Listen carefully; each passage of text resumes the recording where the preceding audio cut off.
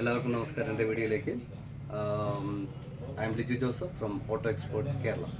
Okay, ഇന്ന് നമ്മൾ ചെയ്യാൻ പോകുന്നത് ഹൈയുണ്ടായി i10ൻ്റെ ഒരു ECM ആണ്. ആ ECM കസ്റ്റമർ കംപ്ലയിൻ്റ് ആണ്. അത് ആക്ച്വലി റിപ്പയറബിൾ അല്ല ECM. അപ്പോൾ കസ്റ്റമർ അത് റിപ്ലേസ് ചെയ്തോളാൻ പറഞ്ഞു. അപ്പോൾ നമ്മൾ എന്ത് ചെയ്യുന്നു, ആ പഴയ ECM നിന്നുള്ള ഫയൽ എടുത്ത് പുതിയ ECM നമ്മൾ എക്സ്ചേഞ്ച് ചെയ്യാൻ പോകുന്ന ECM ഈ ഒരു ഫയൽ നമ്മൾ ചെയ്യുന്ന രീതിയാണ് നമ്മൾ കാണിക്കുന്നത്. അപ്പോൾ നമുക്കത് രണ്ട് രീതിയിൽ ചെയ്യാം. ഒന്ന് നമ്മൾ ടാഗിലും ചെയ്യാം, ടൂൾ ഉപയോഗിച്ചും ചെയ്യാം, റീട്രൈറ്റ് ഫയൽ, പിന്നെ FC200 വെച്ചും ചെയ്യാം. പക്ഷെ നമ്മളിന്ന് ചെയ്യാൻ പോകുന്നത് FC200 വെച്ചിട്ടാണ്. ഓക്കെ, അതെങ്ങനെയാണെന്നുള്ളത് കാണിക്കാം. അപ്പോൾ നമ്മൾ FC200 പ്രൊഫൈലിൽ പോയിട്ട് ഓപ്പൺ ആക്കുകയാണ്. ഓപ്പൺ ആക്കിയിട്ട് ഹൈയുണ്ടായി നമ്മൾ സെലക്ഷൻ ചെയ്യും. ഏതാണ് വെഹിക്കിൾ മോഡൽ എന്നുള്ളത് നമ്മൾ സെലക്ഷൻ ചെയ്യണം. അതിൽ ഈ ECMത്തിൻ്റെ നമ്പറാണ് ബോഷ് M798. Okay, ST10F275. ഇതാണ് ഇതിൻ്റെ പ്രോസസ്സർ നമ്പറാണ്. ഓക്കെ, അത് നമ്മൾ സെലക്ഷൻ ചെയ്യുന്നു. അത് സെലക്ഷൻ ചെയ്തിട്ട് അതിൻ്റെ വയറിംഗ് ഡയഗ്രാം എങ്ങനെയാണ് ആ ECMത്തിലേക്ക് കണക്ഷൻ കൊടുക്കേണ്ടതെന്നുള്ളത്, അതിൻ്റെ കണക്ടിവിറ്റിയാണ് ഇവിടെ കാണിക്കുന്നത്. അത് പ്രകാരം നമ്മളിപ്പോൾ ECMലെ എല്ലാ കണക്ഷൻസും നമ്മളെല്ലാം കൊടുത്തിട്ട് നമ്മൾ അടുത്തായിട്ട് ചെയ്യാൻ പോകുന്നത് ഇതിനെ നമ്മൾ റീഡ്രൈറ്റ് ചെയ്യാൻ പോകണം. അതായത് നമ്മൾ ഈ പഴയ ECMത്തിനുള്ള ഫയൽ നമ്മൾ റീഡ് ചെയ്തെടുത്ത് മാറ്റിയിട്ട് വേറെ റിപ്ലേസ് ചെയ്യാൻ പോകുന്ന ECMത്തിലേക്ക് ഈ ഒരു ഫയൽ നമ്മൾ റൈറ്റ് ചെയ്യും.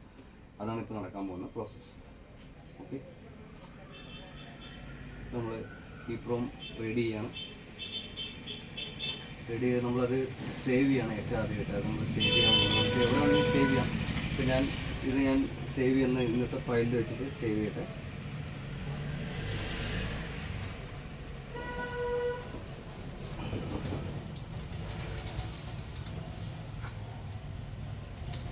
ഹൈയുണ്ടായി i10 എന്നുള്ളത് EEPROM ഫയൽ എന്നും പറഞ്ഞിട്ട് ഞാൻ ഡെസ്ക്ടോപ്പിൽ സേവ് ചെയ്യണം.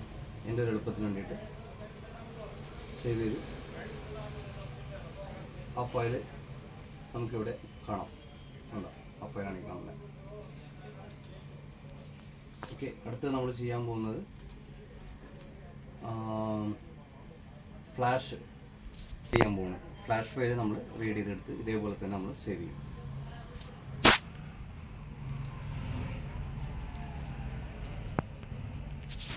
ഇതിപ്പോൾ നമ്മൾ റീഡ് ചെയ്തുകൊണ്ടിരിക്കുകയാണ്. റീഡ് ചെയ്ത് നമ്മൾ ഈ ECMത്തിലേക്ക് ഇടും.